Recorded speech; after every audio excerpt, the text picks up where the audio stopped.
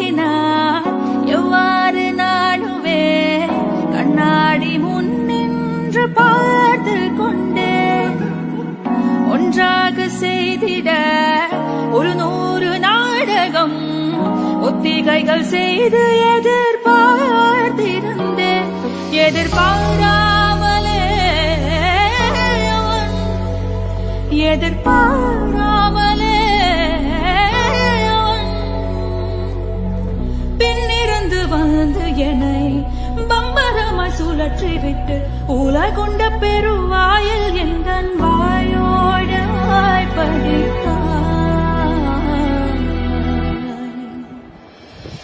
இங்க பூலோகம் என்றொரு பொருளுள்ளதை இந்த பூங்கோதை மறந்தால் அடி